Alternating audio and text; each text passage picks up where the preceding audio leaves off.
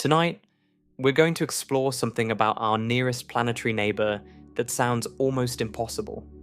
Venus, the planet most similar to Earth in size, has a day that breaks every rule you think you understand about how planets work. On Venus, a single day lasts longer than an entire year. The planet rotates so slowly that the sun barely moves across its sky. And here's what makes it even stranger.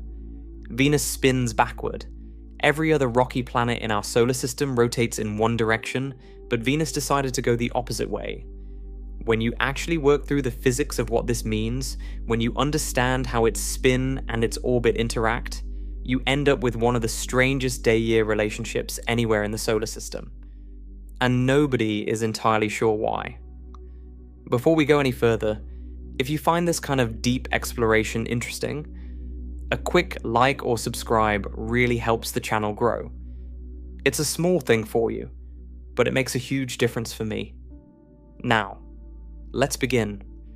Let's start with something you experience every single day of your life, but probably never think about: the rotation of Earth. Right now, as you're listening to this, you're spinning. The planet beneath your feet is rotating on its axis at a speed of roughly 1,040 miles per hour at the equator. That's faster than the speed of sound. You don't feel it because you've been moving at this speed since the moment you were born. Everything around you is moving at the same speed. The atmosphere, the oceans, the buildings, the ground. There's no wind rushing past you because the air is spinning with you. But you are moving. Fast. Earth completes one full rotation on its axis every 23 hours, 56 minutes, and about 4 seconds. That's what astronomers call a sidereal day, the time it takes for the planet to spin once relative to the distant stars. We round it to 24 hours for convenience, but the actual rotation is slightly shorter than 24 hours. We'll come back to why there's a difference between the sidereal day and the solar day later, because that distinction becomes absolutely critical when we get to Venus. For now, what matters is this: Earth spins. It spins at a particular speed, and it spins in a particular direction. If you could somehow float above the North Pole and look down at Earth from space, you would see the planet rotating counterclockwise, west to east. This is why the sun rises in the east and sets in the west. The planet is turning toward the east, so the sun appears to move from east to west across the sky. This direction of rotation is called prograde rotation. It means the planet is spinning in the same direction as it orbits the sun. Earth orbits the sun counterclockwise when viewed from above the North Pole, and it also rotates counterclockwise on its axis. Orbit and spin go in the same direction. This might seem like an obvious arrangement, like of course they'd match, but it's not obvious at all. It's the result of how our solar system formed, and understanding that formation is essential to understanding why Venus is so strange. About 4.5 billion years ago, our solar system didn't exist. In its place was a vast cloud of gas and dust called a solar nebula. This cloud was enormous, stretching across billions of miles. It was made mostly of hydrogen and helium left over from the Big Bang, along with heavier elements that had been forged in earlier generations of stars and scattered into space when those stars exploded. This cloud was cold and diffuse, barely more than a vacuum by everyday standards, but it had a very slight rotation. Not much, just a gentle, almost imperceptible spin. And that tiny initial rotation changed everything. When something triggered the cloud to start collapsing, probably a shockwave from a nearby supernova or a passing star's gravity, the cloud began to fall inward under its own gravity. As it collapsed, it spun faster. This is the same principle that makes a figure skater spin faster when they pull their arms in. It's called conservation of angular momentum. The cloud had a small amount of angular momentum, and as it shrank, that angular momentum had to be conserved. So the rotation speed increased. The collapsing cloud flattened into a disk. Think of it like spinning pizza dough. The rotation pulls material outward at the equator, while gravity pulls it inward, and the result is a flat disk shape. At the center of this disk, the material was densest and hottest. This is where the sun formed. The remaining material in the disk began to clump together, forming the planets, moons, asteroids, and comets that make up the rest of the solar system. Here's the key point. Because this entire disk was rotating in the same direction, everything that formed from it inherited that rotation. The planets orbited the sun in the same direction the disk was spinning. And the planets themselves rotated on their axes in that same direction too. Prograde rotation. Counterclockwise when viewed from above. This is why most planets in the solar system spin the same way they orbit. They inherited their spin from the original rotating disk of gas and dust. It's not a coincidence. It's physics. Mars rotates in about 24 hours and 37 minutes, almost the same as Earth. A day on Mars is so close to a day on Earth that NASA engineers working with Mars rovers can almost keep Earth schedules. Though over time, the 37 extra minutes per day add up and shift the Martian day out of sync with the Earth day. Mars spins prograde just like Earth, counterclockwise, seen from above its north pole. The sun rises in the east and sets in the west on Mars, just like on Earth. If you could stand on the Martian surface and watch a sunset, it would feel familiar in that respect. The direction would be right. The pace would be almost right. Only the color of the sky would be different. A dusty pink fading to blue near the setting sun, the reverse of what we see on Earth. Jupiter rotates much faster. Despite being the largest planet in the solar system, with a diameter about 11 times larger than Earth's, Jupiter completes one full rotation in only about 9 hours and 56 minutes. This is the fastest rotation of any planet in our solar system. Jupiter spins so fast that it's visibly bulged at the equator. The planet isn't a perfect sphere. It's noticeably wider at the middle than at the poles because the rapid rotation flings material outward. At Jupiter's equator, the cloud tops are moving at about 28,000 miles per hour. This incredible speed drives the planet's complex weather systems, the bands of clouds and the massive storms like the Great Red Spot that have persisted for centuries. And Jupiter spins prograde, same direction as its orbit, same direction as Earth, same direction as the original solar nebula. Saturn is similar. It rotates in about 10 hours and 33 minutes. Also very fast. Also prograde. Also noticeably bulged at the equator because of its rapid spin. Saturn's low density, it's less dense than water. Combined with its fast rotation makes the bulge even more pronounced than Jupiter's.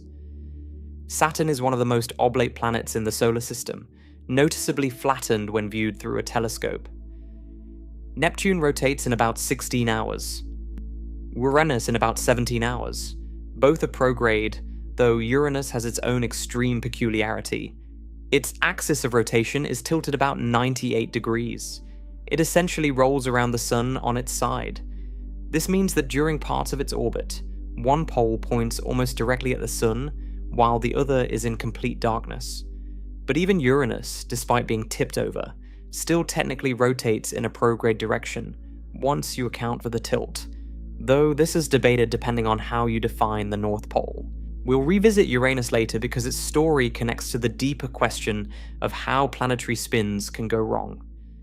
Mercury, the smallest planet and the closest to the Sun, rotates very slowly. One Mercury day, measured as a sidereal day, lasts about 58 Earth days and 15 hours. That's long compared to Earth, but Mercury has a good reason.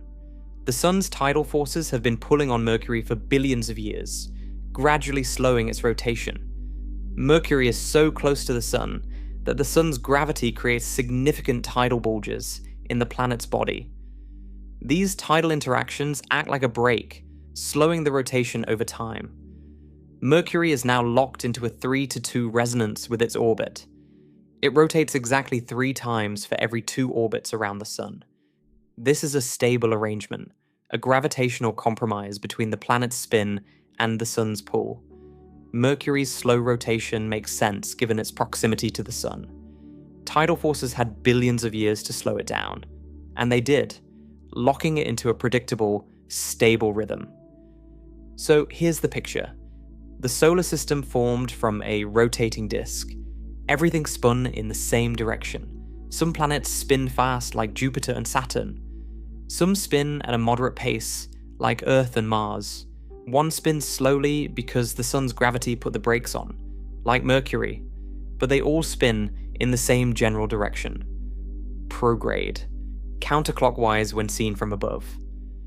There is one exception to every pattern in nature, one thing that doesn't follow the rules, one anomaly that forces scientists to stop and ask, what happened here? In our solar system, when it comes to rotation, that exception is Venus. Venus rotates backward. When you look down at Venus from above its north pole, the planet is spinning clockwise, east to west, the opposite direction from every other rocky planet. This is called retrograde rotation. If you could somehow stand on the surface of Venus and watch the sky, the sun would rise in the west and set in the east. Everything would be reversed from what you're used to on Earth. The stars would move across the sky in the opposite direction. Your internal sense of direction, built from a lifetime of watching the sun move from east to west, would be completely wrong. West and east, as defined by the direction of the sun's motion, would be swapped. This retrograde rotation is genuinely strange. It goes against the fundamental expectations set by the formation of the solar system. The solar nebula was rotating in one direction. Everything that formed from it should spin in that direction. And yet, Venus doesn't. Something happened to Venus. Something dramatic enough to reverse the spin of an entire planet.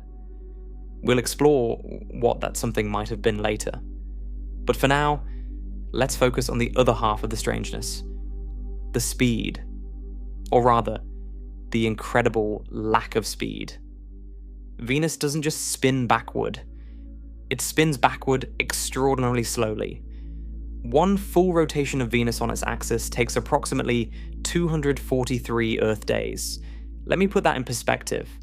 On Earth, you experience a complete rotation, a full day, in 24 hours. In the time it takes Venus to rotate once, Earth has rotated about 243 times. You would live through 243 sunrises and sunsets on Earth, while Venus completed just one lazy backward turn. To be more precise, Venus's sidereal rotation period is about 243.025 Earth days. That's 243 Earth days and about 36 minutes. That is the slowest rotation of any planet in the solar system. Not just the slowest among the rocky planets, the slowest of all 8 planets. Even Mercury, which has been slowed dramatically by the sun's tidal forces, rotates about 4 times faster than Venus. Think about what this means in terms of surface speed.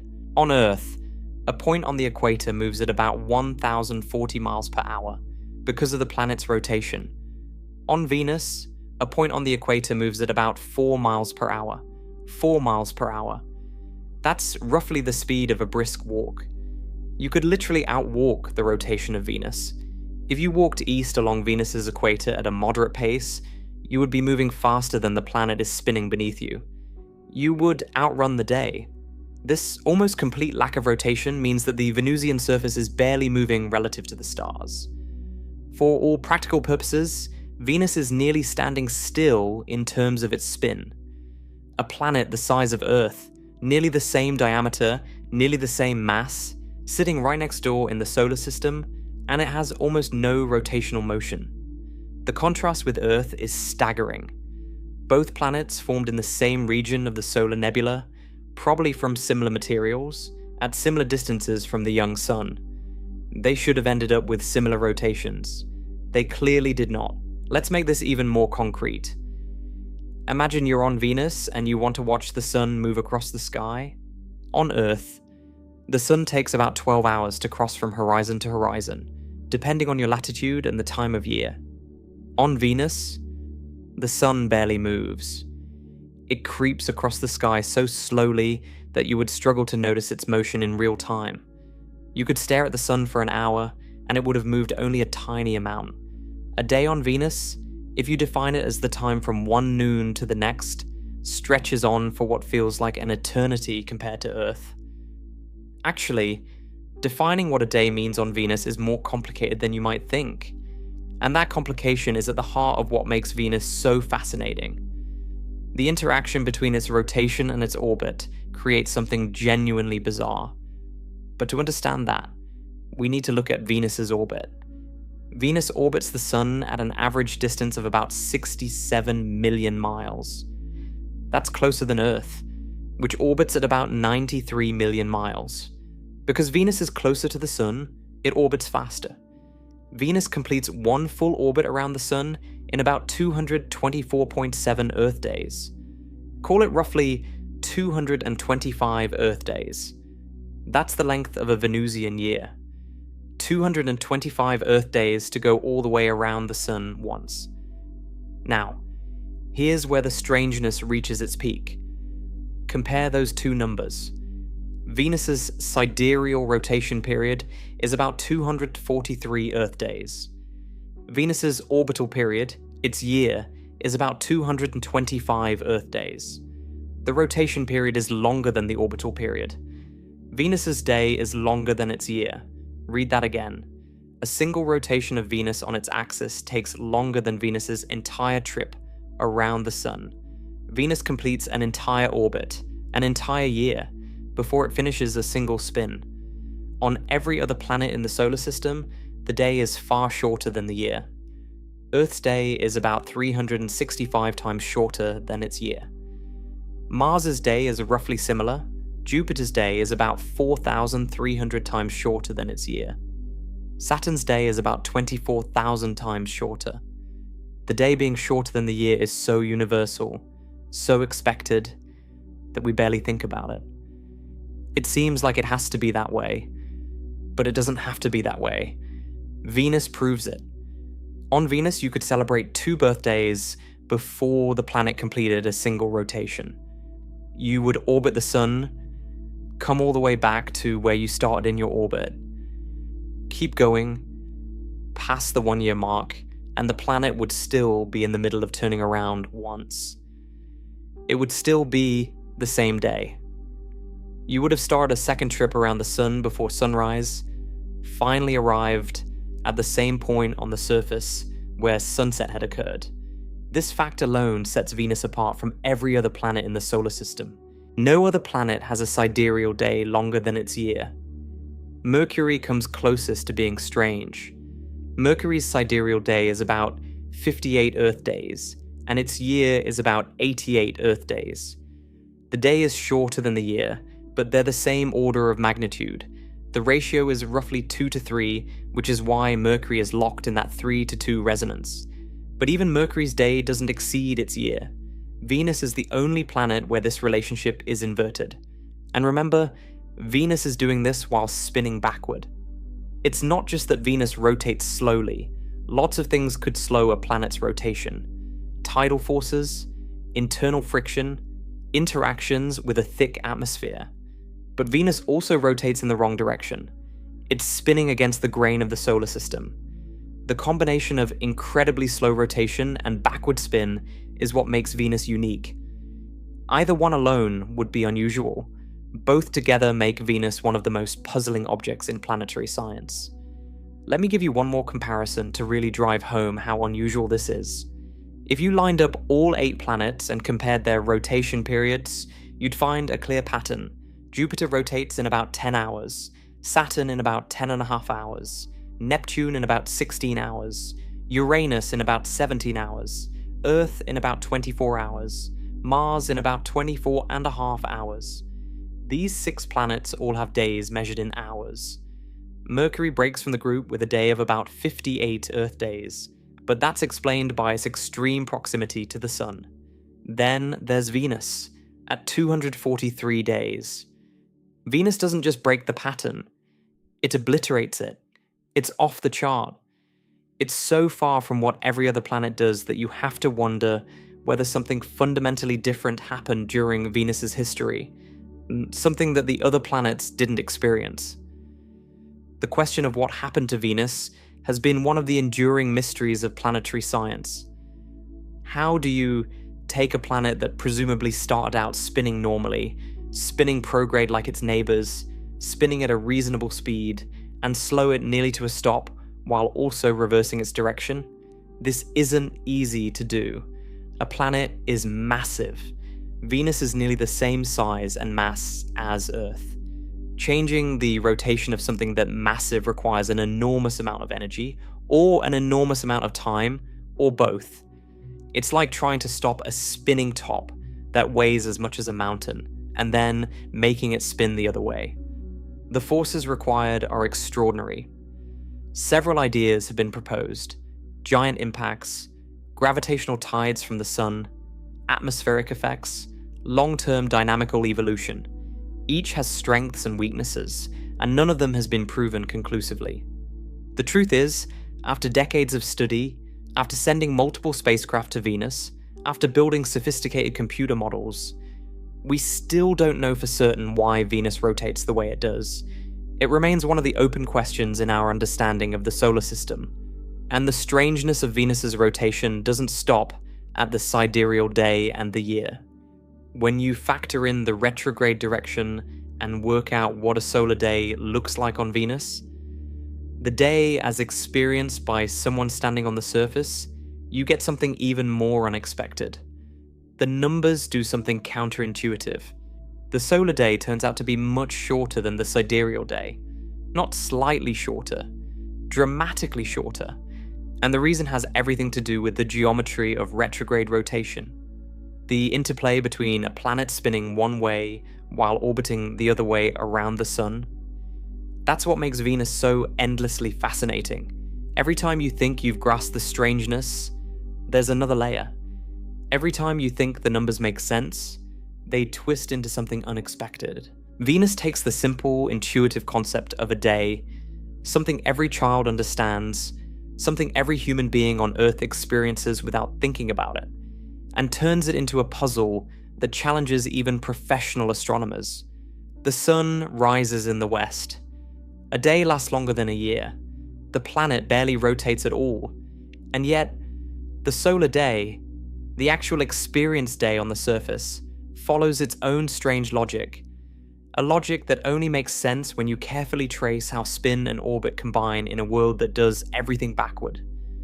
The next step is to untangle that logic, to understand exactly what a day on Venus really means, and to see why the result is one of the most counterintuitive things in all of planetary science.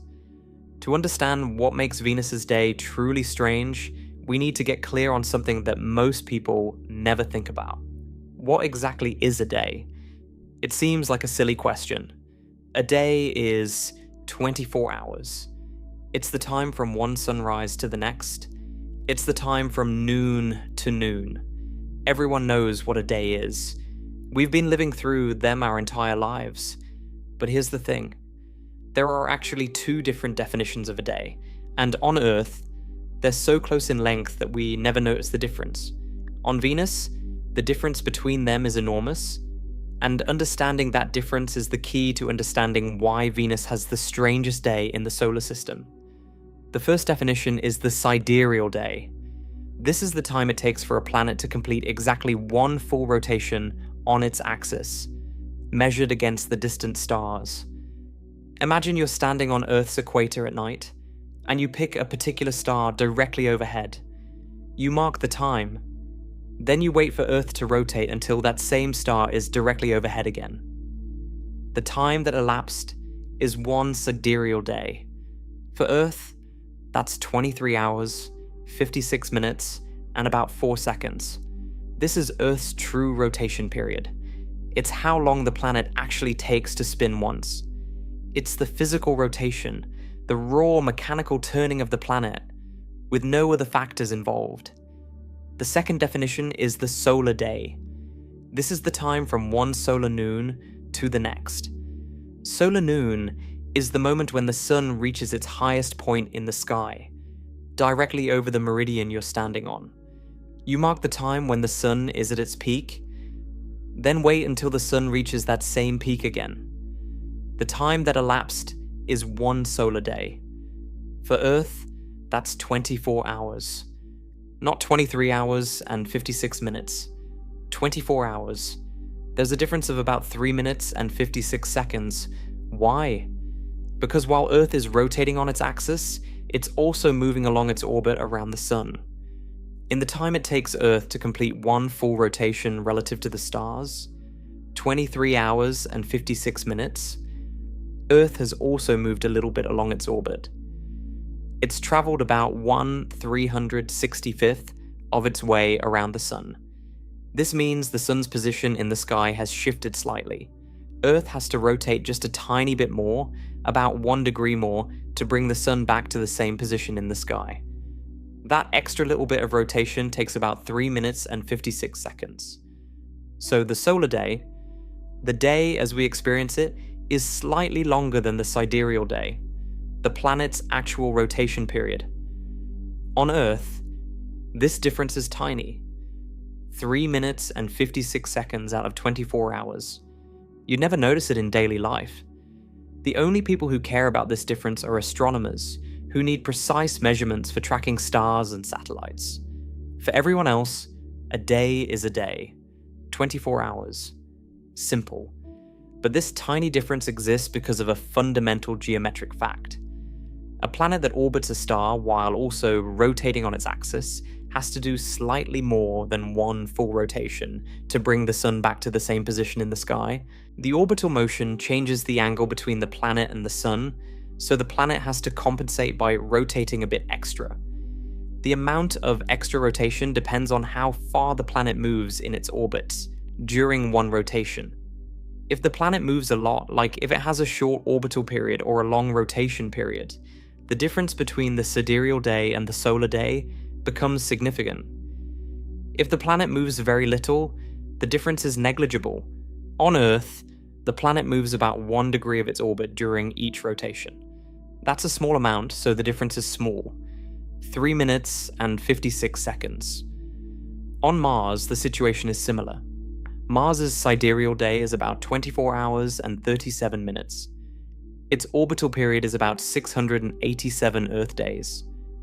During one Martian rotation, Mars moves an even smaller fraction of its orbit than Earth does. So the difference between Mars's sidereal day and solar day is even smaller than Earth's. Mars's solar day is about 24 hours and 39 minutes. The difference is only about 2 minutes. For the fast-spinning gas giants, the difference is almost non-existent because they rotate so quickly relative to their orbital periods that they barely move in their orbits during a single rotation. Now, here's something crucial about direction. On all these planets, the solar day is longer than the sidereal day. The planet rotates prograde in the same direction as its orbit. So the orbital motion means the planet has to rotate a little extra to catch up with the sun's apparent position. The sun appears to drift slowly eastward against the background of stars because the planet is orbiting eastward. So the planet has to turn a bit more each day to bring the sun back to noon. More rotation equals more time. The solar day is longer. This is the normal situation. For a planet with prograde rotation, the solar day is always longer than the sidereal day. Always. It's a geometric inevitability. But what happens when a planet rotates retrograde?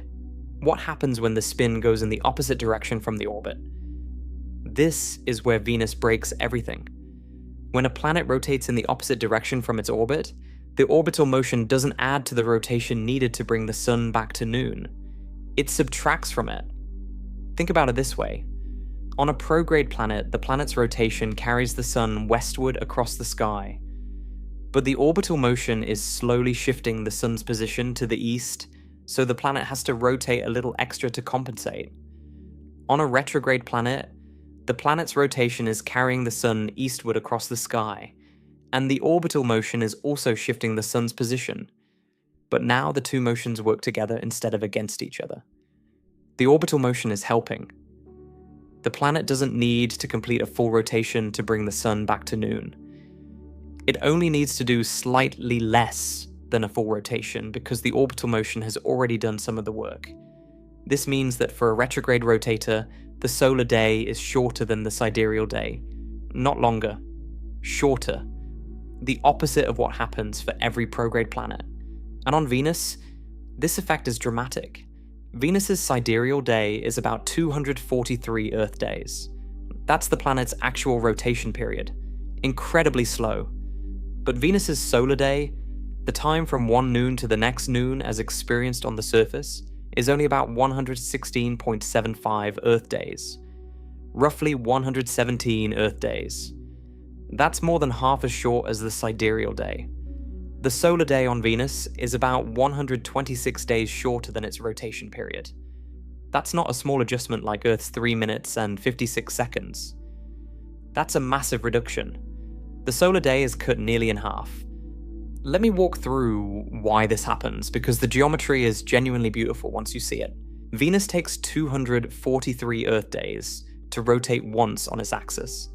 In that same 243 days, Venus has completed more than one full orbit around the Sun. Remember, Venus's year is only about 225 Earth days. So during a single sidereal day on Venus, the planet has gone all the way around the Sun and then some. It's traveled about 389 degrees around its orbit, more than a full circle. Because Venus is spinning backward while orbiting forward, the Sun's apparent motion in the Venusian sky is the combination of both motions working in the same visual direction.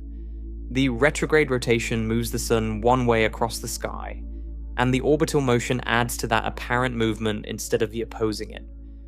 This cooperation between the two motions means the Sun appears to move across the sky faster than the planet's rotation alone would suggest. And a faster moving Sun means a shorter solar day. The math works out to a solar day of about 116.75 Earth days. That's still extremely long by Earth standards. 117 Earth days from noon to noon. That's nearly 4 Earth months. A single daytime period on Venus, from sunrise to sunset, lasts about 58.5 Earth days. Nearly 2 months of continuous sunlight, then nearly 2 months of continuous darkness. A single day-night cycle on Venus lasts longer than an entire season on Earth. But here's the truly remarkable number. Venus's year is about 225 Earth days. Its solar day is about 117 Earth days. Divide one by the other. 225 divided by 117. You get approximately 1.92. That means there are only about 1.92 solar days in one Venusian year. Venus experiences fewer than 2 complete solar days during its entire trip around the Sun. Not 365 days like Earth. Not 687 like Mars. Not even 10 or 20. Fewer than 2. If you lived on Venus and counted the sunrises in a year, you would count roughly 2. Almost exactly 2 sunrises per orbit around the Sun. 2 dawns per year, 2 noons, 2 sunsets, 2 midnights. That's it. An entire year on Venus consists of fewer complete day-night cycles than a single weekend on Earth. A year on Venus has fewer sunrises than you experience in a typical Monday and Tuesday. Compare this to every other planet. Mercury, despite its strange 3-to-2 resonance, experiences only about half a solar day per Mercurian year. Mercury's solar day stretches across 2 full orbits. That makes Mercury and Venus the 2 planets with the most extreme day-to-year ratios, though for entirely different reasons. But the mechanisms are completely different. Mercury is locked in its resonance because of tidal forces from the Sun. Venus isn't in any known resonance. Its near 2 solar days per year relationship appears to be a coincidence that falls out of the combination of its slow retrograde rotation and its orbital period. Earth has 365.25 solar days per year. Mars has 668.6 solar days per Martian year. Mars actually has more days in its year than Earth does, partly because its year is longer and partly because its day is only slightly longer than Earth's. Jupiter has about 10,475 Jovian solar days per Jovian year. Saturn has about 24,500. These numbers are enormous because the gas giants rotate so fast and orbit so slowly that they cram thousands of days into each year. The pattern is clear. For every planet except Venus and Mercury, the number of days per year is large, very large, hundreds or thousands. Venus, with its fewer than 2, is off at the extreme end of the scale. It has the fewest solar days per year of any planet, and it's not even close. Let's think about what this would actually feel like. Imagine you're on the surface of Venus. You can't actually survive there, of course. The temperature is about 860 degrees Fahrenheit everywhere, day and night, poles and equator, because the thick carbon dioxide atmosphere distributes heat so efficiently. The atmospheric pressure is 90 times Earth's. The sky is a dense orange haze. But imagine you could stand there, protected somehow, and just watch. You look toward the west. The sun is rising. On Venus, the sun rises in the west because the planet rotates retrograde. The sun appears as a bright glow through the thick clouds. You can't see the sun directly because the atmosphere is too dense and the cloud layers are too thick. But you can see the light, a diffuse brightening of the already orange sky. That brightening takes an extraordinary amount of time to develop. The sun doesn't leap above the horizon like it does on Earth. It creeps, it crawls, it inches its way upward at a pace so slow you could barely detect its motion, over the course of an hour. You wait. The sun climbs higher. Hours pass, then days. Earth days, that is. The sun is still climbing. A week goes by and the sun has moved noticeably higher, but it's still morning on Venus. 2 weeks pass, 3 weeks, a month.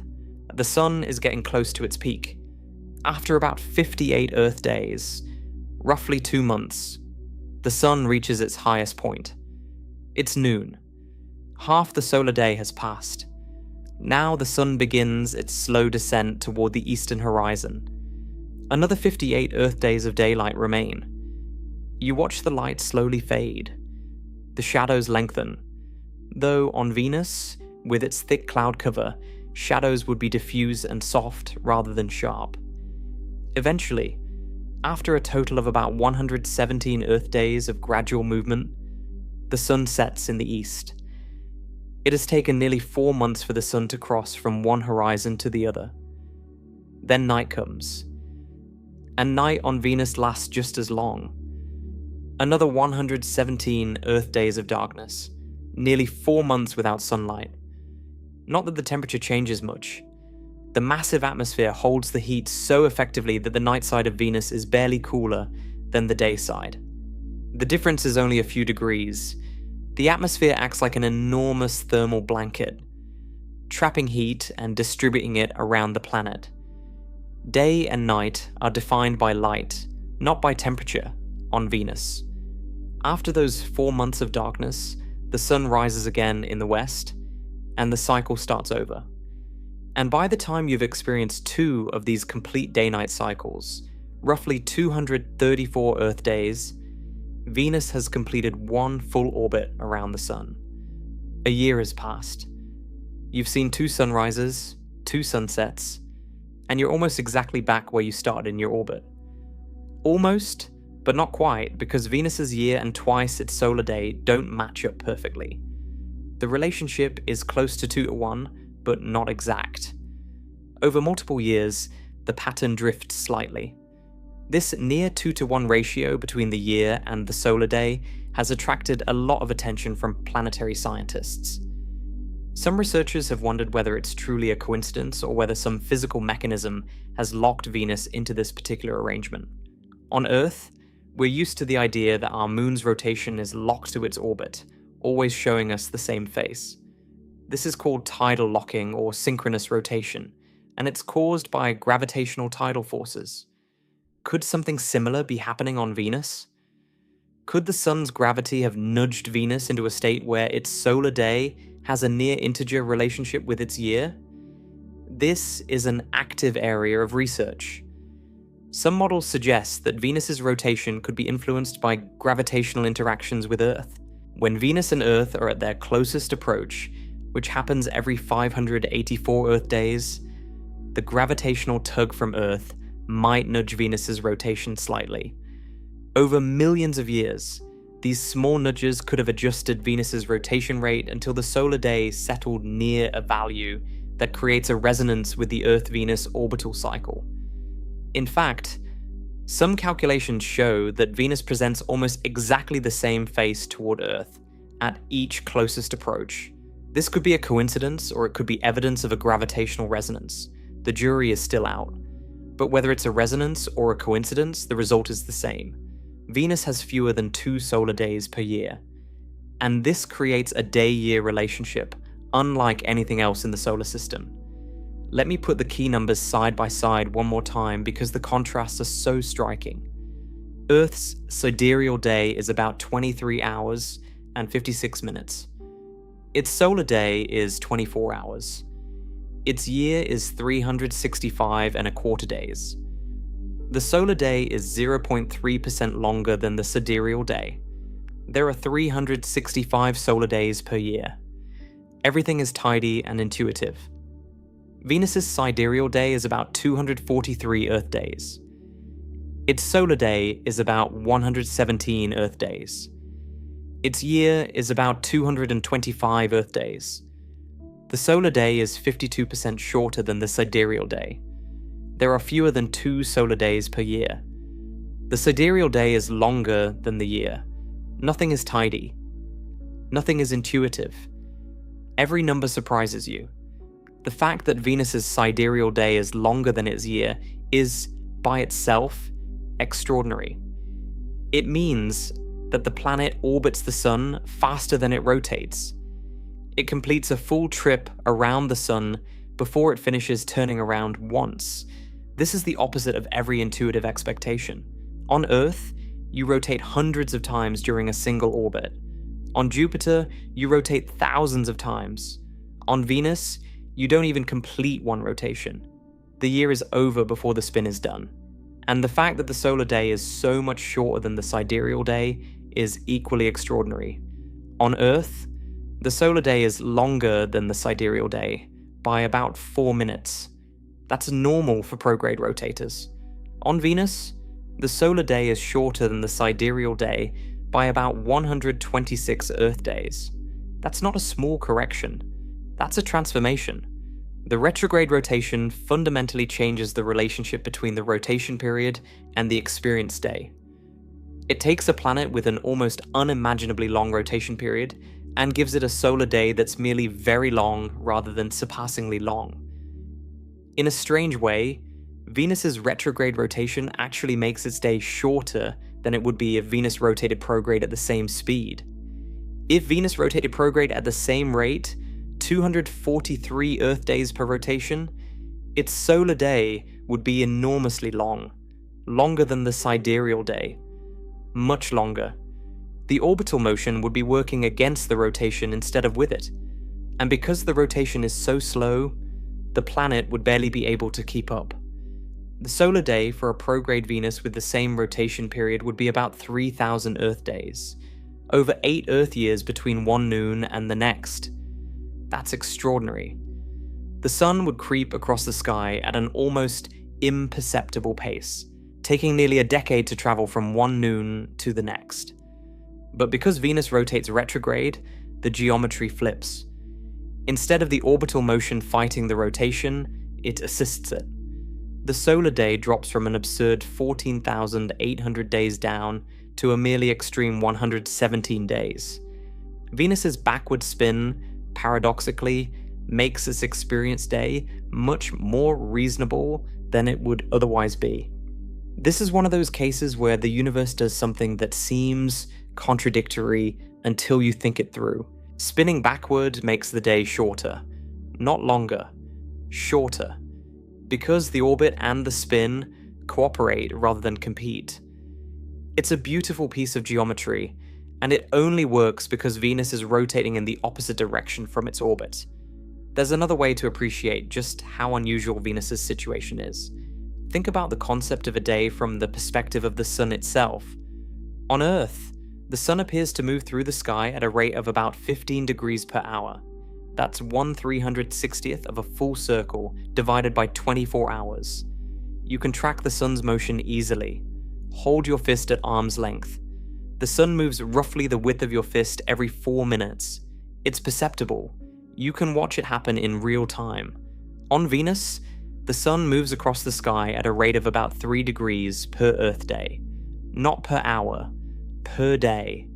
You would have to stare at the sky for an entire Earth day to see the sun move 3 degrees, roughly the width of 2 fingers held at arm's length. In a single hour, the sun would move only about 1/8 of a degree. That's barely detectable. You'd be hard-pressed to see any motion at all without extremely precise instruments. The sun would just hang there, essentially motionless, dominating the sky in one spot for what would feel like forever. Days would blur into weeks, weeks into months, and the sun would still be crawling across the same portion of the sky. This glacial solar motion, combined with the thick cloud cover that wraps Venus in a permanent orange haze, means that the experience of time on Venus would be fundamentally different from anything we know on Earth. There would be no sharp distinction between morning and afternoon, no rapid sunrise or sunset, no sudden transition from day to night. Instead, there would be gradual, almost imperceptible shifts in light level over periods of many Earth weeks. Time itself, as marked by the sky, would feel sluggish, stretched, distorted. And yet, if you could somehow track Venus's position in its orbit, you'd notice something strange. The orbital motion is relatively fast. Venus circles the Sun in 225 days, which is quicker than Earth's 365. Venus is actually moving briskly around the Sun while barely turning on its axis at all. It's like a ballerina who slides rapidly around the stage while turning in place at an almost imperceptible rate. Or, more accurately, while turning in the wrong direction at an almost imperceptible rate. This disconnect between orbital speed and rotational speed is unique to Venus. For every other planet, the rotation dominates the experience of time. The orbital motion is a background effect that slightly adjusts the length of the day. On Venus, it's the opposite. The rotation is so slow that the orbital motion becomes a dominant factor in determining the solar day. The orbit contributes more to the apparent motion of the Sun across the sky than the rotation does. This is because the retrograde rotation and the prograde orbit work together, and the orbital motion accounts for a significant fraction of the Sun's apparent movement. On Earth, if you could somehow stop the planet's rotation entirely, the solar day would become a year long.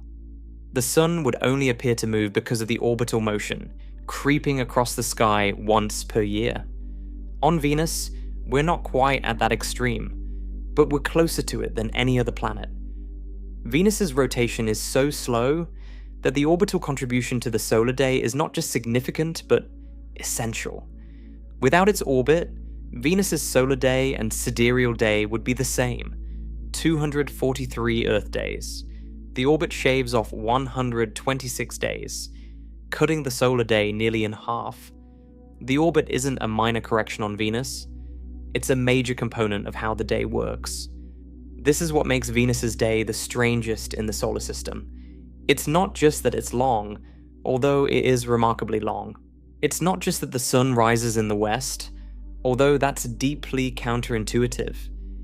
It's that the entire framework we use to understand days, the relationship between rotation, orbit, and the apparent motion of the sun, works differently on Venus than anywhere else.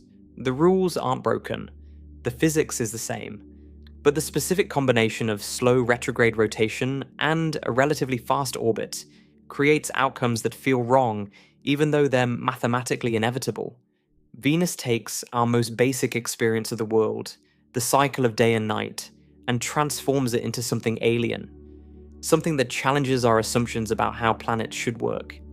And the deeper question, the one that has puzzled scientists for decades, is how Venus ended up this way in the first place. What could possibly slow a planet nearly to a stop and reverse its spin? That question takes us into the deep history of the solar system, into a realm of giant impacts, gravitational tides, and atmospheric forces that may have reshaped Venus over billions of years into the slow, backward-spinning world we see today. So how did this happen? How did Venus, a planet almost identical to Earth in size and mass, a planet that formed from the same cloud of gas and dust, at nearly the same distance from the Sun, end up spinning backward and nearly standing still? This is one of the oldest and most stubborn questions in planetary science. And the honest answer is that we still don't know for certain.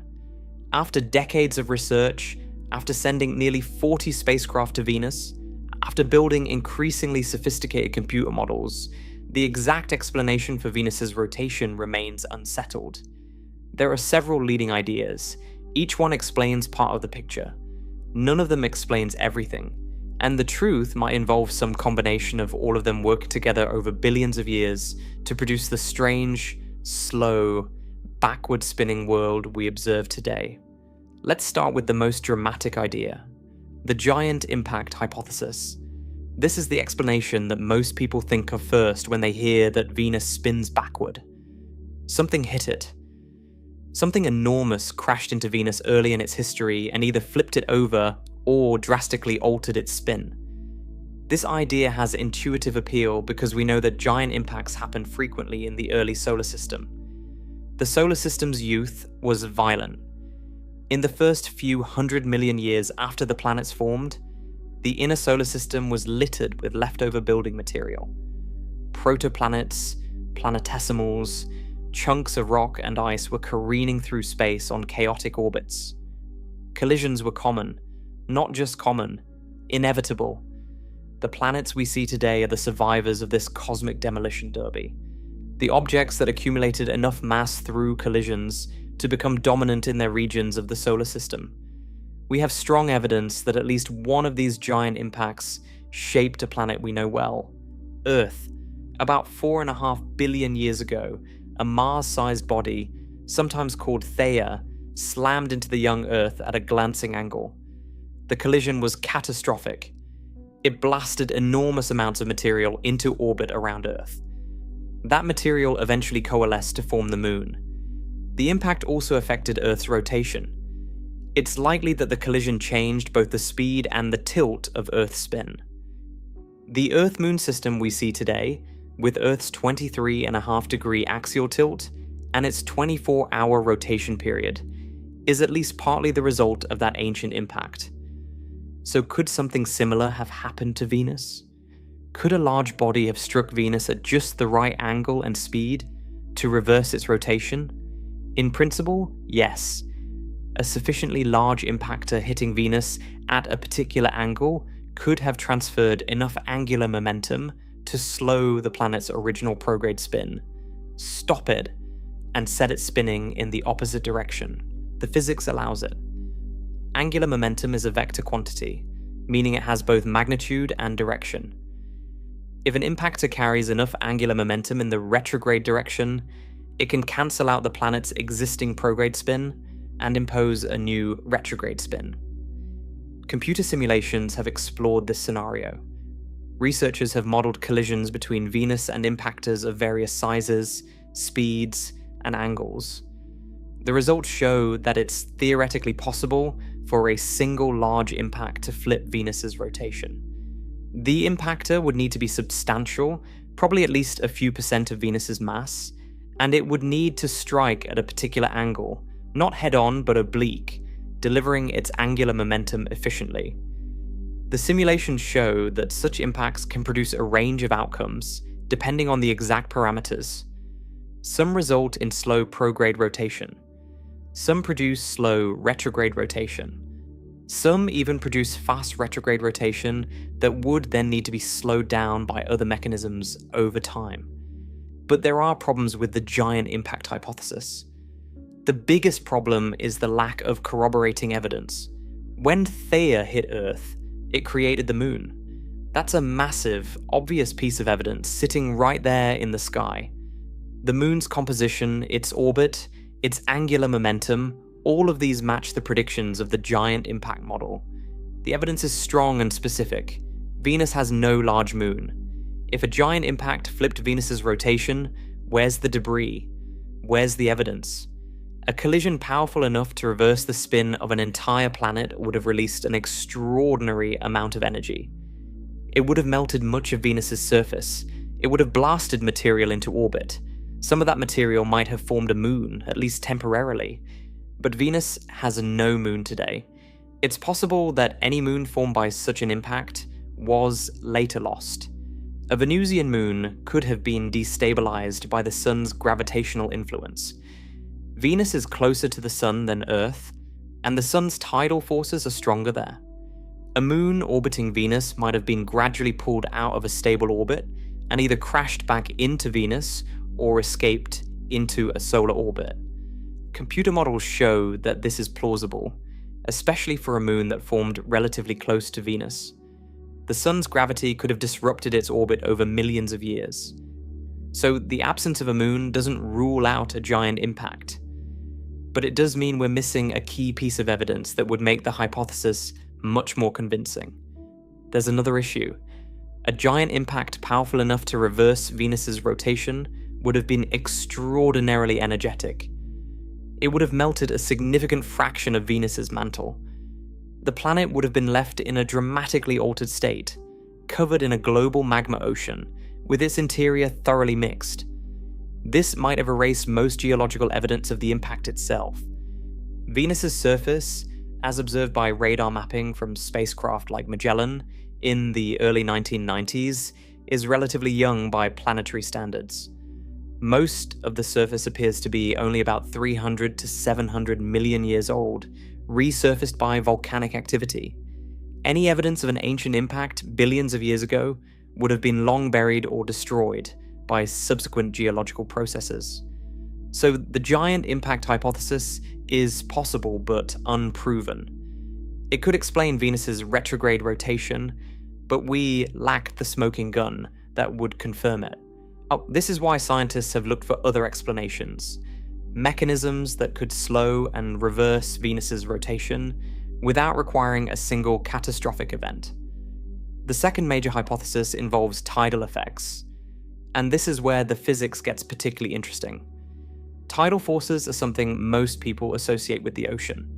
The moon's gravity pulls on Earth's oceans, creating the tides we see at the beach, but tidal forces are much more general than that. Anytime a massive body exerts gravity on another body, it creates tidal effects. The sun exerts tidal forces on all the planets. And these forces can affect not just oceans, but the solid body of a planet itself. The sun's gravity pulls on the near side of Venus more strongly than on the far side, because the near side is closer. This difference in gravitational pull creates a slight elongation of Venus, a tidal bulge. The planet is stretched very slightly along the line connecting it to the sun. This happens to Earth too, but we mostly notice the ocean tides because water flows easily. Rock doesn't flow as easily, but it does deform slightly under tidal stress. This deformation of the solid body is called a body tide or solid tide. Now, here's how tidal forces can affect rotation. If a planet is rotating, the tidal bulge doesn't point exactly toward the sun.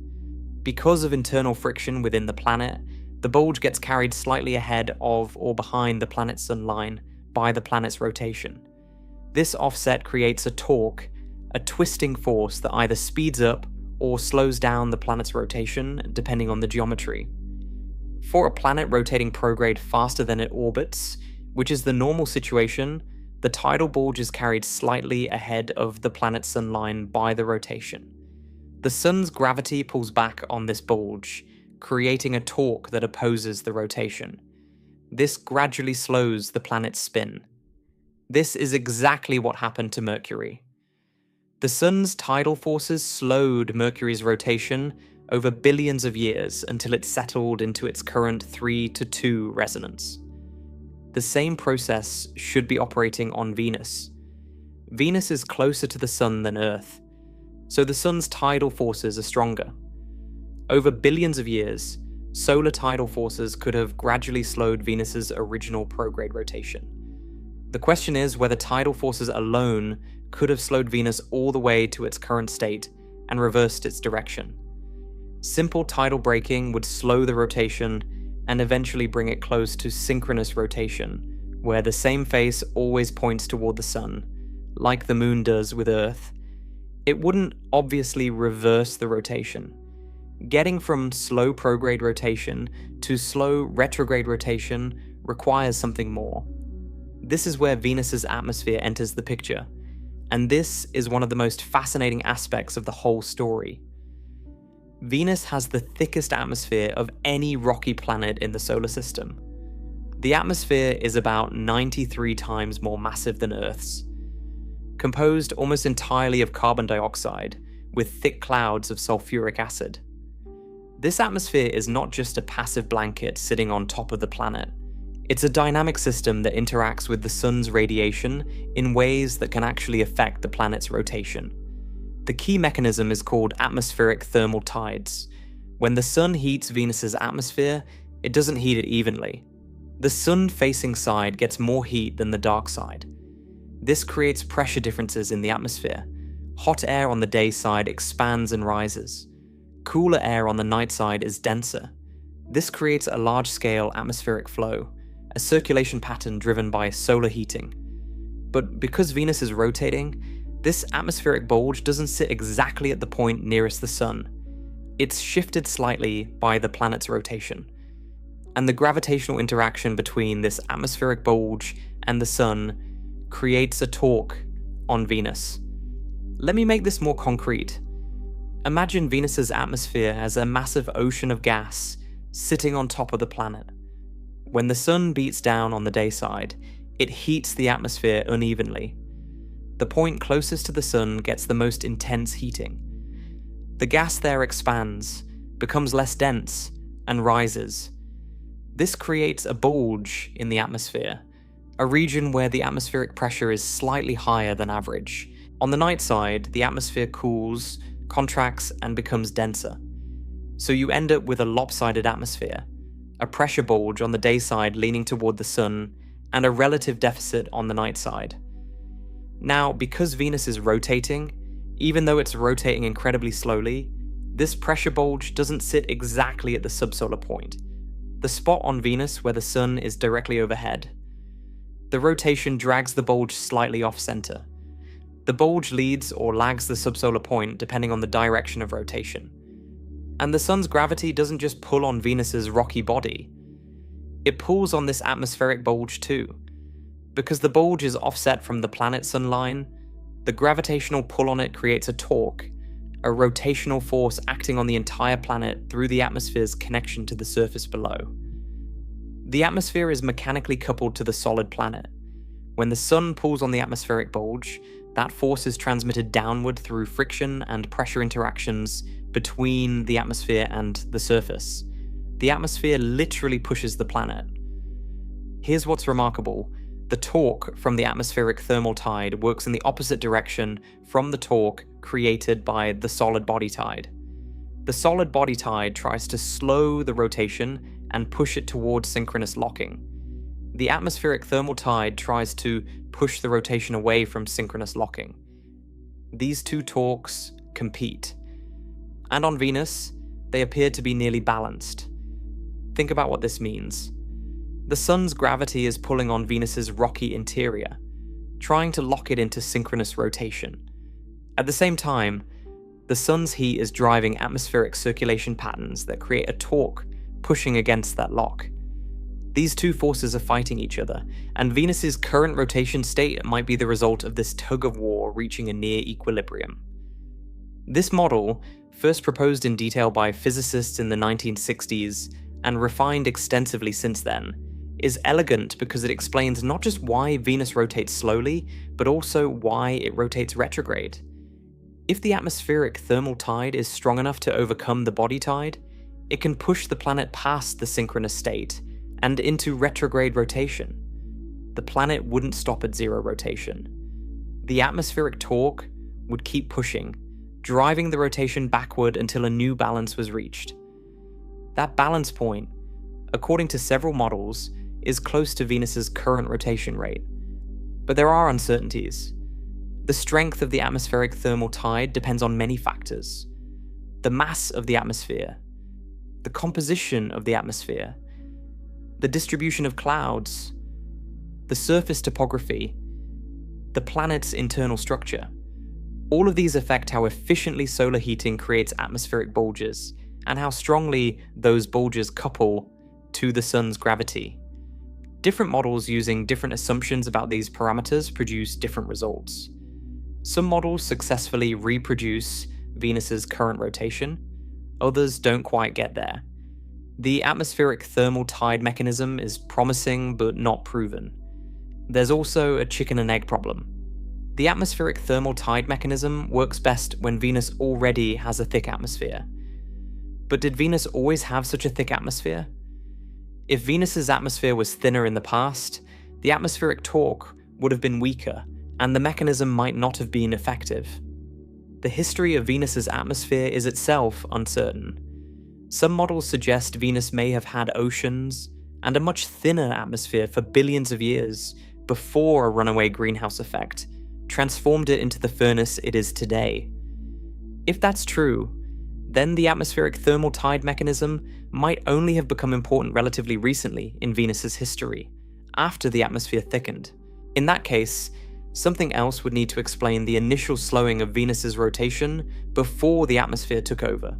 This brings us to a third category of explanations: long-term dynamical evolution. Over the past couple of decades, researchers have explored the possibility that Venus's current rotation state isn't the result of a single event or a single mechanism, but rather the outcome of complex gravitational interactions playing out over billions of years. The idea is that Venus's obliquity, the tilt of its axis relative to its orbit, could have evolved chaotically over time, eventually reaching the extreme value we see today. Let me explain what this means. When we say Venus rotates retrograde, another way to describe this is to say that Venus's obliquity is about 177 degrees. A planet with zero obliquity has its axis straight up and down relative to its orbit, with no tilt. A planet with 90 degrees of obliquity is tilted on its side, like Uranus. A planet with 180 degrees of obliquity is upside down, meaning its north pole is pointing in the opposite direction from what you'd normally expect, and from the perspective of someone looking down on the system, it appears to be rotating backward. Venus, with its obliquity of 177 degrees, is nearly upside down. It's not exactly 180, but it's close. Some researchers have proposed that Venus started out with a relatively normal obliquity, maybe close to zero, and that gravitational interactions gradually tilted it over until it was nearly upside down. This is different from the giant impact hypothesis because it doesn't require a single catastrophic event. Instead, it invokes slow, steady, gravitational perturbations from the Sun, from other planets, and from the interaction between Venus's orbital motion and its spin. The physics behind this involves something called spin-orbit resonances. As a planet's rotation rate changes due to tidal forces, its spin can pass through various resonances with its orbital motion. At these resonance points, gravitational perturbations are amplified, and the planet's obliquity can change rapidly and unpredictably. It's like pushing a child on a swing. If you push at random times, not much happens. But if you push at exactly the right moment, at the resonant frequency, the swing goes higher and higher. Think of it like walking across a long suspension bridge. For most of your walk, nothing unusual happens. Your footsteps create small vibrations, but the bridge absorbs them easily. But at certain walking speeds, your footsteps happen to match one of the bridge's natural frequencies of oscillation. At those specific speeds, each footstep reinforces the previous vibration instead of damping it. The bridge starts swinging, not because you're pushing harder, but because the timing of your steps accidentally synchronizes with the bridge's own tendency to sway. The result can be dramatic, even dangerous, as small forces accumulate into large motions. Spin-orbit resonances work the same way. The planet isn't being shoved by a sudden massive force, it's being nudged repeatedly at exactly the right frequency, and those nudges add up. Similarly, when a planet's spin passes through a resonance with its orbit, Even small gravitational perturbations can produce large changes in obliquity. Computer simulations of this process show that Venus's obliquity could have evolved chaotically over billions of years, potentially reaching values close to 180 degrees. In these models, Venus doesn't need a giant impact to flip it over. The gradual slowing of its rotation by tidal forces brings it through a series of resonances that naturally drive its obliquity to extreme values. The planet tips over gradually, pulled by the cumulative effect of gravitational tugs from the Sun and other planets, acting over immense timescales. This chaotic obliquity evolution model is mathematically sophisticated and physically plausible. It has the advantage of not requiring any special event, no perfectly aimed giant impact, no unusually thick atmosphere in the early solar system. It just requires time and gravity. The normal gravitational environment of the solar system, acting over 4.5 billion years, could potentially produce Venus's current state through a series of chaotic transitions. But this model has its own uncertainties. The outcome depends sensitively on initial conditions and on the rate at which Venus's rotation was slowed by tidal forces. Small changes in the starting assumptions can produce very different end states.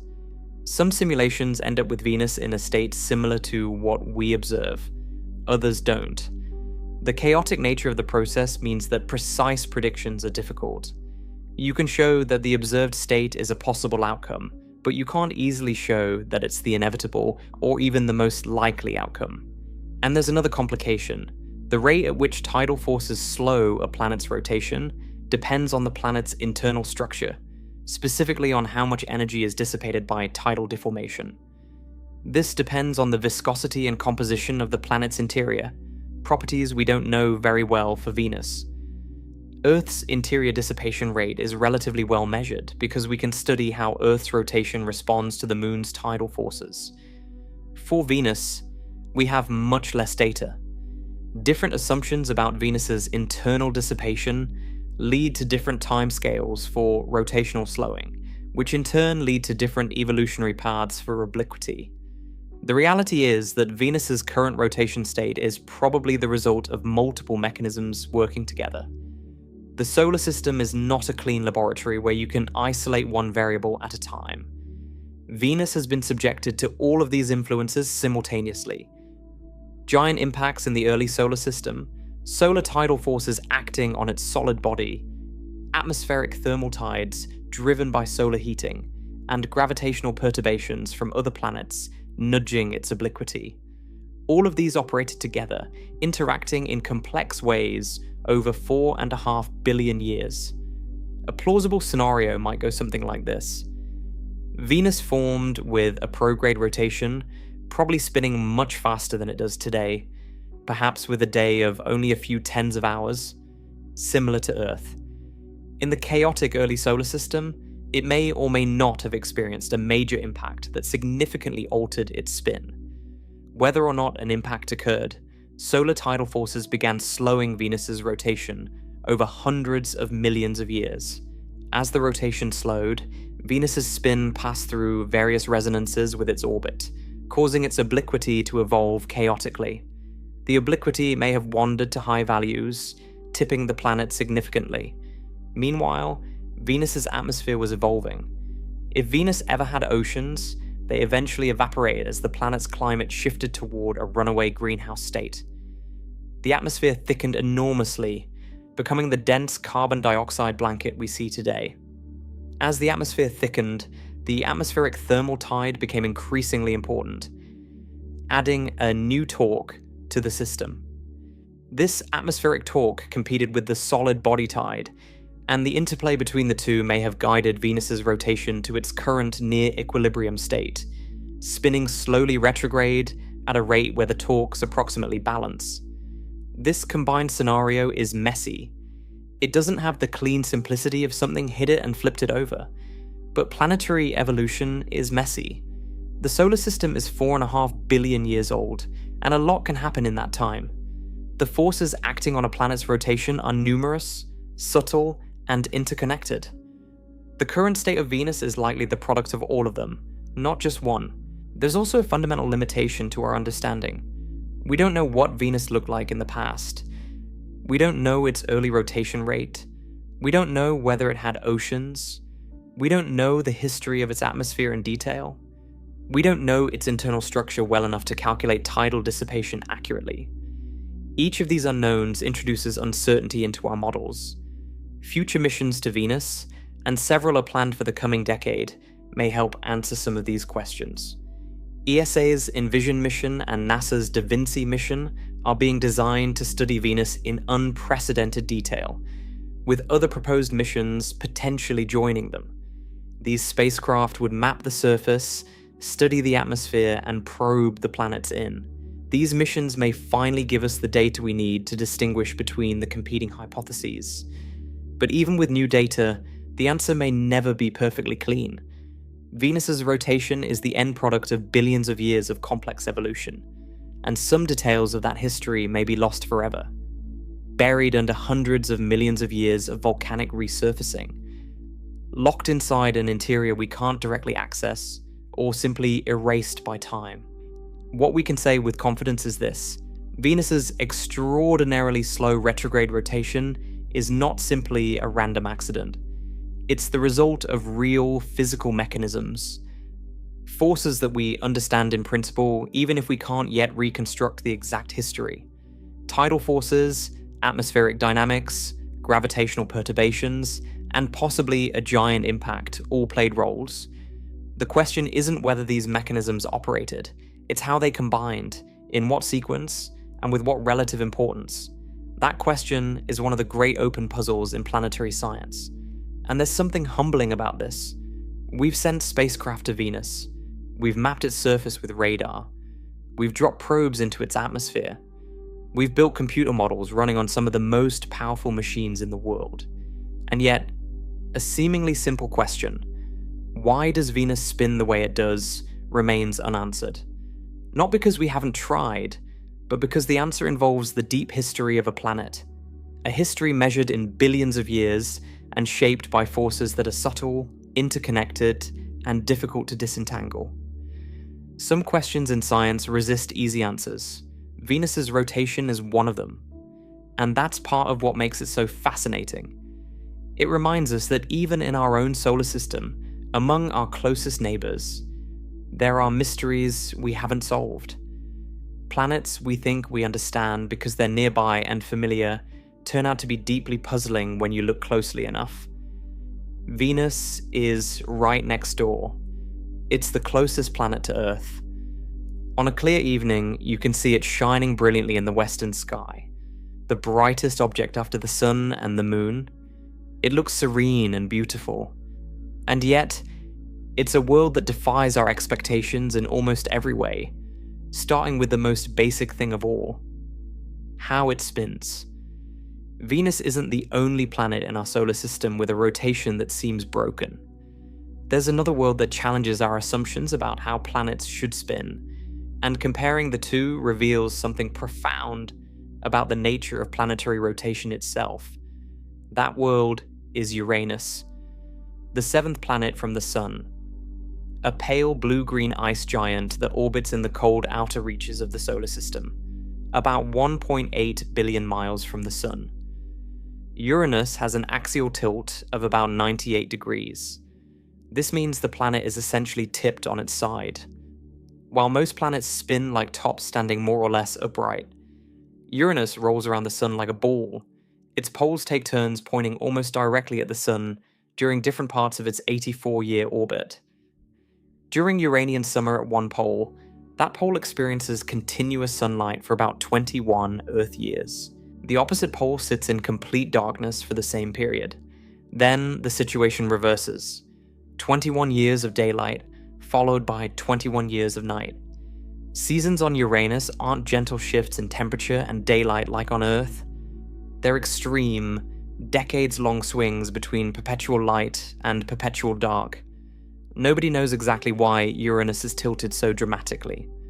The leading hypothesis is similar to one of the ideas proposed for Venus: a giant impact. Early in the solar system's history, something massive, probably a body 1 to 3 times the mass of Earth, may have slammed into Uranus and knocked it over.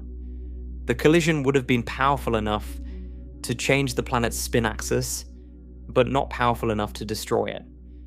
Computer simulations show that such an impact could produce the observed tilt.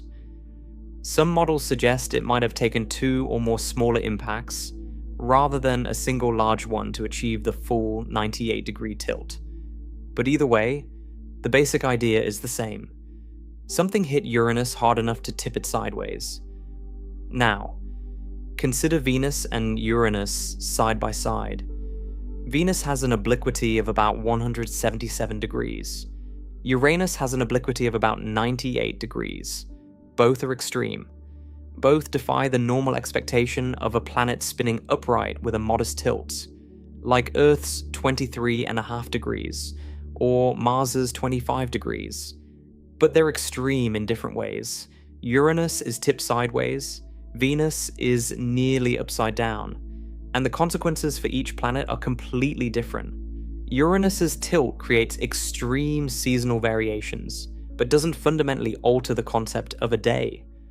Uranus still rotates relatively quickly, once every 17 hours. Its day is shorter than Earth's. The planet spins fast. It just spins around an axis that's pointing in an unusual direction. A day on Uranus is a recognizable thing. 17 hours of rotation. Quick by any standard. It's the orientation of the spin axis, not the speed or direction of the spin, that makes Uranus unusual. Venus is the opposite. Its axis is nearly vertical relative to its orbit. The tilt is only about 3 degrees away from being perfectly upside down. This means Venus doesn't have significant seasons. The tiny tilt means that the sun's angle doesn't change much throughout the Venusian year. There are no summers and winters in any meaningful sense. The tilt isn't what makes Venus strange. What makes Venus strange is the speed and direction of its rotation, nearly stopped, backward, a day longer than a year. Venus and Uranus represent 2 different ways that planetary rotation can go wrong. Uranus demonstrates that a planet's spin axis can be dramatically reoriented without significantly affecting the rotation speed. Venus demonstrates that a planet's rotation speed can be dramatically slowed and its direction reversed without significantly tilting the spin axis. These are different kinds of rotational anomaly, produced perhaps by different mechanisms or by similar mechanisms operating under different conditions.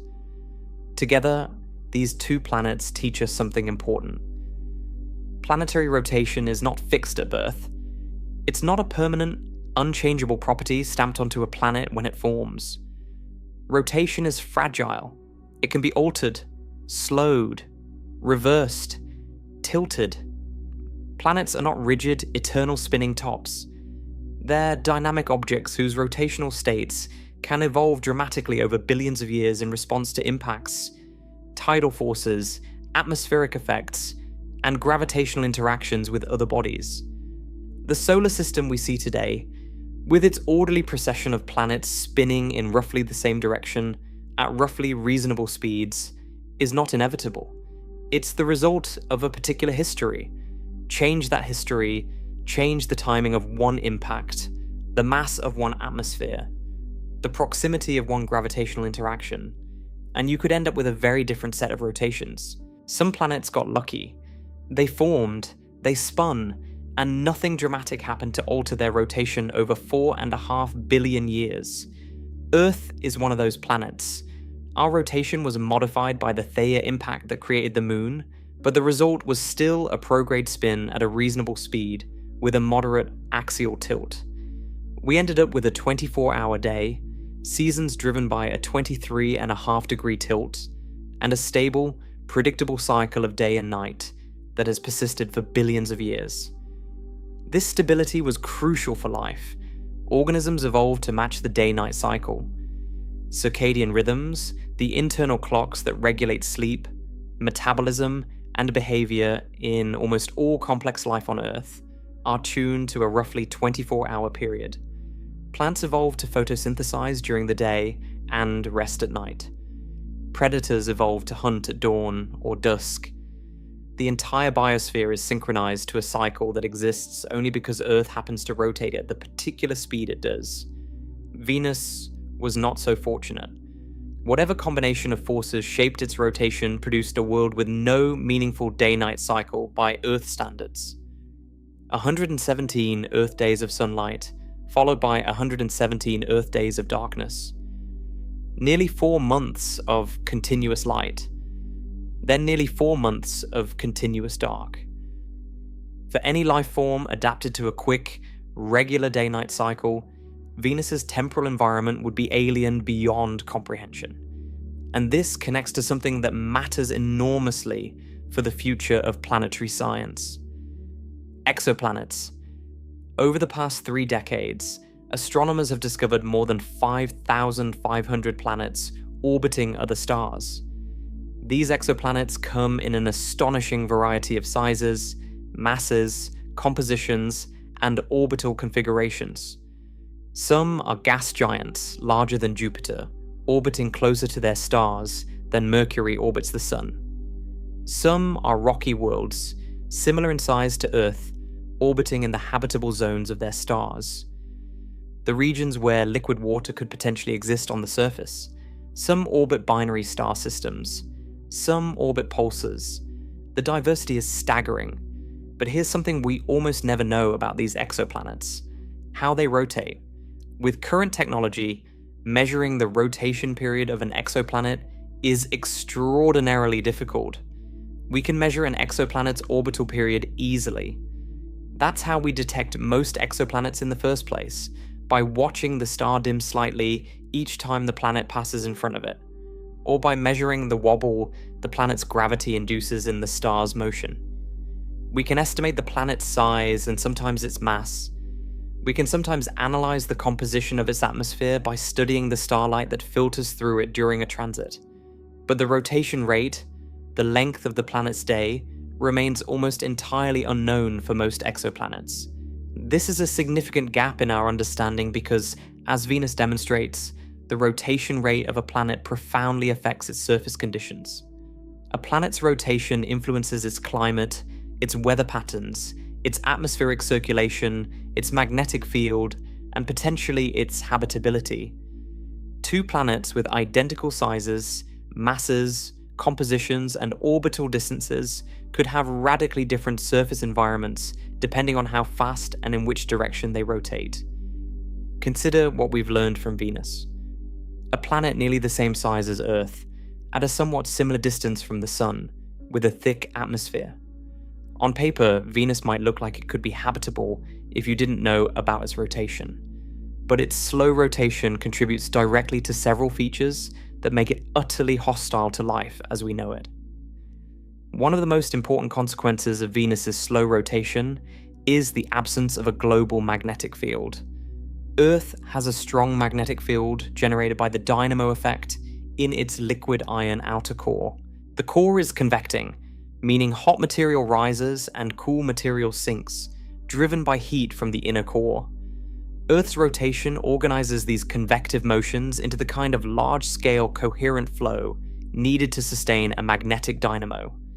The faster a planet rotates, the more effectively the Coriolis effect organizes convective motions in the core, and the more easily a dynamo can be sustained. Venus has no detectable global magnetic field. There are several possible reasons for this, and Venus's slow rotation is likely one of them. A planet that barely rotates would have very weak Coriolis effects in its core. Even if Venus has a liquid outer core similar to Earth's, the convective motions might not be organized enough to sustain a dynamo. The rotation is simply too slow to provide the necessary structure. Without a magnetic field, Venus has no magnetosphere, no protective bubble deflecting the solar wind. The solar wind, a stream of charged particles constantly flowing outward from the Sun, strikes Venus's upper atmosphere directly. Over billions of years, this bombardment has likely stripped away lighter gases from Venus's atmosphere. It's one of the reasons Venus has almost no water today. Whatever water Venus once had was eventually broken apart by ultraviolet radiation into hydrogen and oxygen. The hydrogen, being light, was stripped away by the solar wind. Without a magnetic field to protect it, the hydrogen escaped into space. The oxygen was likely absorbed into the planet's surface rocks through chemical reactions. The result is a bone-dry world with an atmosphere almost entirely devoid of water vapor. Earth's magnetic field protects our atmosphere from this same process. The magnetosphere deflects most of the solar wind around the planet, preventing the charged particles from directly stripping away atmospheric gases. This protection has been crucial for maintaining Earth's water and atmosphere over billions of years. Venus's lack of a magnetic field, potentially caused in part by its slow rotation, contributed to the loss of its water and the development of its current hellish surface conditions. Venus's slow rotation also affects its atmospheric circulation in dramatic ways. On Earth, the relatively fast rotation creates the Coriolis effect, which deflects moving air masses and creates the complex pattern of trade winds, westerlies, and polar cells that characterize our weather. The Coriolis effect also drives the rotation of cyclones and anticyclones, the spinning storm systems that dominate weather maps. Without Earth's rotation, our weather would be completely different. The atmosphere would circulate in a simple pattern, with air rising at the equator, flowing toward the poles at high altitude, sinking at the poles, and flowing back toward the equator at the surface. Earth's fast rotation breaks this simple pattern into multiple cells and creates the complex, dynamic weather we experience. On Venus, the rotation is so slow that the Coriolis effect is negligible at the surface. This means the atmospheric circulation is fundamentally different from Earth's. Instead of multiple cells and complex weather patterns, Venus's atmosphere circulates in a simpler pattern. The dominant feature of Venus's atmospheric dynamics is something called superrotation. The atmosphere at cloud level, about 50 to 70 kilometers above the surface, rotates around the planet much faster than the surface itself rotates. The cloud level winds circle Venus in only about 4 Earth days, even though the surface takes 243 Earth days to complete one rotation. The atmosphere is moving about 60 times faster than the surface beneath it. This atmospheric superrotation is itself a puzzle that scientists are still working to understand. What drives the atmosphere to spin so much faster than the planet? The answer likely involves a combination of solar heating, thermal tides, and momentum transfer between different atmospheric layers. But the slow surface rotation is a key factor. On a fast-rotating planet, the Coriolis effect would prevent such extreme atmospheric superrotation. The slow rotation of Venus allows the atmosphere to decouple from the surface and develop its own independent circulation pattern. Now, think about what this means for exoplanets. When astronomers find a rocky planet in the habitable zone of another star, they often get excited about the possibility of liquid water and life. But the planet's rotation rate, which they almost certainly don't know, could make the difference between a temperate world with a protective magnetic field and complex weather, and a slowly spinning furnace with no magnetic protection and bizarre atmospheric dynamics. 2 planets with the same size, the same distance from their star, the same atmospheric composition, could have completely different fates depending on their rotation. One might be an Earth, the other might be a Venus, and we might not be able to tell the difference without knowing how fast each one spins. This is especially important for planets orbiting red dwarf stars, which are the most common type of star in the galaxy. Red dwarfs are small and cool, so their habitable zones are very close to the star. Planets in these habitable zones are subject to strong tidal forces from the star, similar to how Mercury is affected by the Sun, but even more extreme. Many of these planets are expected to be tidally locked, with one face permanently facing the star and the other in permanent darkness. This is an extreme version of slow rotation. A tidally locked planet has effectively zero rotation relative to its star. Its solar day is infinitely long. One hemisphere bakes in perpetual daylight, while the other freezes in perpetual night. Whether such planets can be habitable is an active area of research. If they have thick enough atmospheres, Heat could be distributed from the day side to the night side, preventing the atmosphere from freezing out on the dark side. But the circulation patterns, the weather, the climate, everything would be fundamentally different from Earth. Venus, with its slow rotation and thick atmosphere, might actually be a useful laboratory for understanding some of these dynamics. Venus isn't tidally locked, but its rotation is so slow that it shares some characteristics with tidally locked worlds. Studying how Venus's atmosphere distributes heat and how its circulation works can help us predict what conditions might be like on slowly rotating exoplanets around other stars. Astronomers are beginning to develop indirect methods for inferring the rotation rates of exoplanets. But the work is extraordinarily challenging. One approach involves studying how heat is distributed across a planet's surface using infrared observations. When a planet passes behind its star and then reappears, the change in infrared brightness can reveal how much the day-side and night-side temperatures differ. A fast-rotating planet distributes heat more evenly because its atmosphere has less time to develop extreme temperature contrast between the sunlit and dark hemispheres. A slowly rotating planet, or a tidally locked one, tends to have a much hotter day side and a much cooler night side. By measuring this temperature contrast, astronomers can make educated guesses about how fast the planet is spinning. Another approach uses high-resolution spectroscopy to detect the Doppler broadening of spectral lines caused by a planet's rotation. As a planet spins, one limb moves toward us and the other moves away, slightly stretching and compressing the light. The faster the rotation, the broader the spectral lines. This technique has been used successfully for some large, bright exoplanets, but for small rocky worlds like Earth or Venus analogues, the signal is far too faint to detect with current instruments.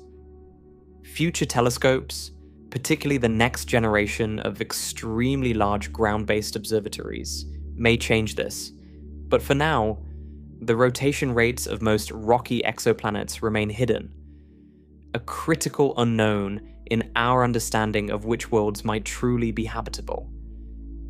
There's a deep irony in all of this. Venus is often called Earth's twin, and in many ways it is. Venus has about 82% of Earth's mass. Its diameter is about 95% of Earth's. Its surface gravity is about 90% of Earth's. If you could somehow strip away Venus's atmosphere and cool the surface, you'd have a planet that feels remarkably Earth-like in terms of its physical dimensions. You'd weigh about 90% of what you weigh on Earth. You'd recognize the gravity. The horizon would look about right. The planet would feel familiar in many ways. But the experience of time on Venus would be completely alien. On Earth, time is structured by the day, 24 hours, a manageable, comprehensible cycle. You wake up, you do things, the sun moves across the sky, evening comes, you sleep, the sun rises again. This cycle is so fundamental to human experience that we barely think about it. It's the rhythm of our lives. We schedule everything around it. Our bodies are built around it. Our psychology is shaped by it. The idea of a day is one of the most basic concepts in human existence. On Venus, that concept collapses. A solar day lasts 117 Earth days, nearly 4 months. Sunrise doesn't mean the beginning of a brief period of light. It means the beginning of a period of light that stretches on for 2 months. Sunset doesn't mean a quick transition to darkness. It means the beginning of 2 months of night. The very concept of today and tomorrow loses meaning. There is no tomorrow in any recognizable sense.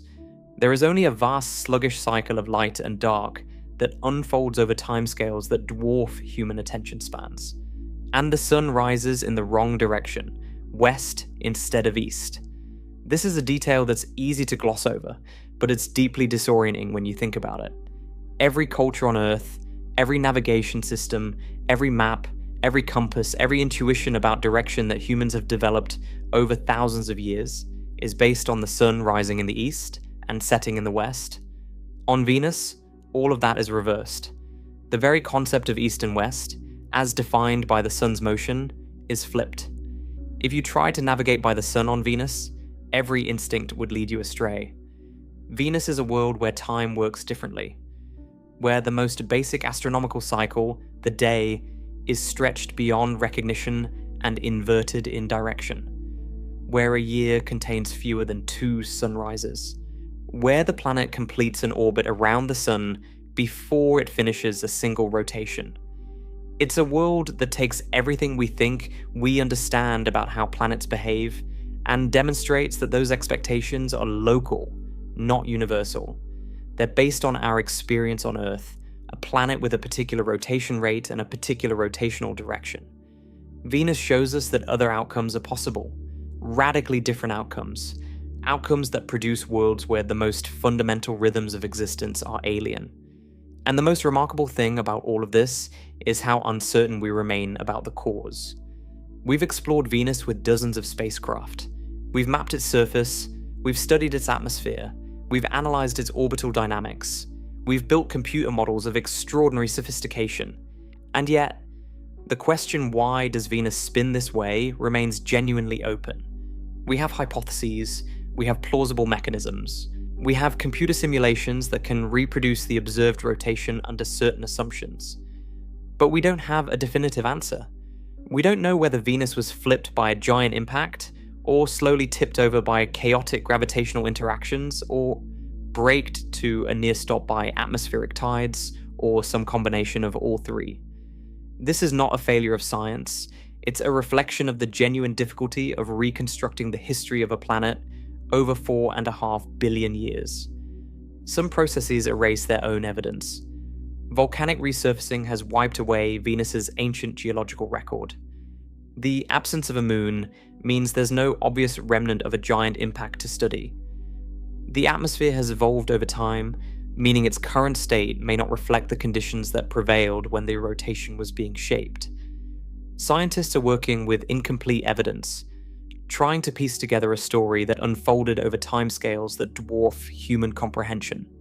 The fact that they've narrowed the possibilities to a handful of plausible mechanisms is itself an impressive achievement.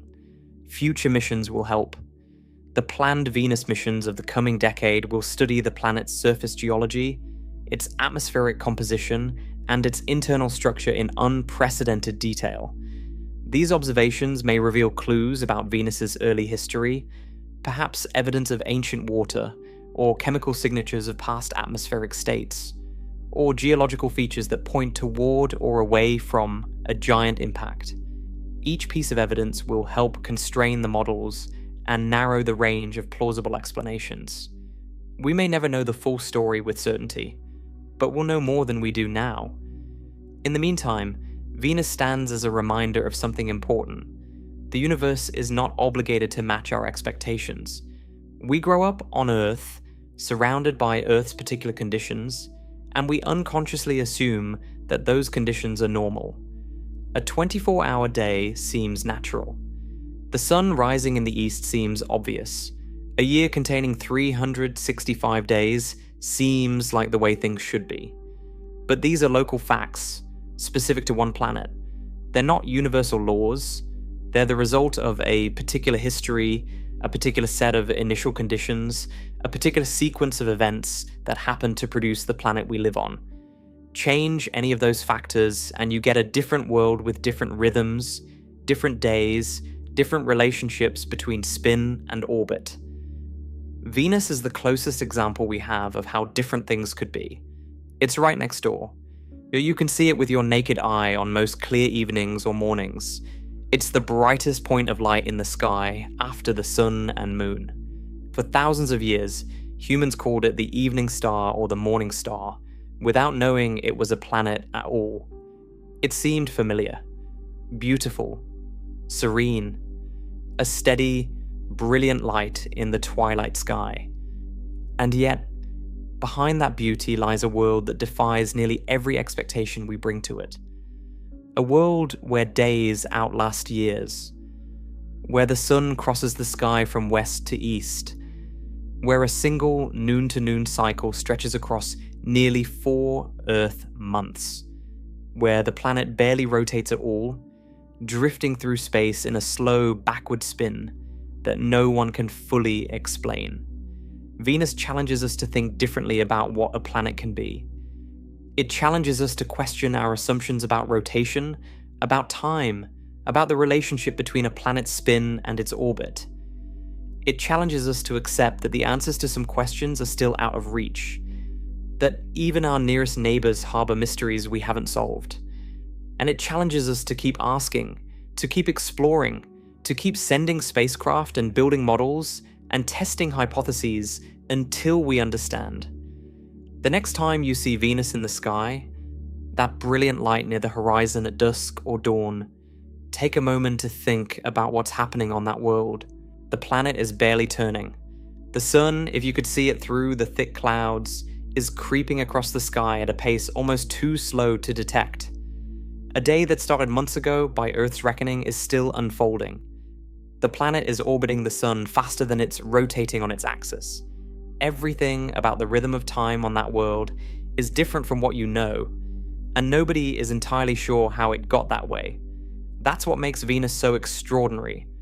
Not its extreme temperature, though 860 degrees Fahrenheit is certainly extreme. Not its crushing atmospheric pressure, though 90 times Earth's is certainly crushing. Not its sulfuric acid clouds, though those are certainly hostile. What makes Venus truly extraordinary is something much simpler and much more fundamental. Its day. A day so slow, so backward, so deeply at odds with every other planet in the solar system that it forces us to rethink what we thought we understood about how worlds work. Venus has the strangest day in the solar system. And that single fact, that one anomaly in the rhythm of a nearby planet, opens a window onto some of the deepest questions in planetary science. How do planets get their spin? How stable is that spin over billions of years? What forces can alter it? And what happens to a world when its day goes wrong? These are questions we're still answering. Venus is still teaching us. And the lesson, as always with the universe, is that reality is stranger, more complex, and more beautiful than anything we could have invented. A planet that spins backward, a day longer than a year, a solar day that makes no intuitive sense until you trace the geometry carefully, a rotation whose origin remains genuinely mysterious after decades of study. Venus is a puzzle wrapped in sulfuric acid clouds, spinning slowly in the wrong direction, daring us to figure it out. And that is what makes it one of the most fascinating objects in the sky. Not because we understand it, but because we don't. Not yet. And maybe that's the most human thing of all. Looking at something beautiful and strange, knowing there's more to learn, and wanting desperately to understand. Venus has been up there for billions of years, spinning slowly backward, keeping its secrets. We've only been watching for a few centuries. We've only been sending spacecraft for a few decades. The story isn't over, it's barely begun, and the strangest day in the solar system is still waiting for someone to explain it.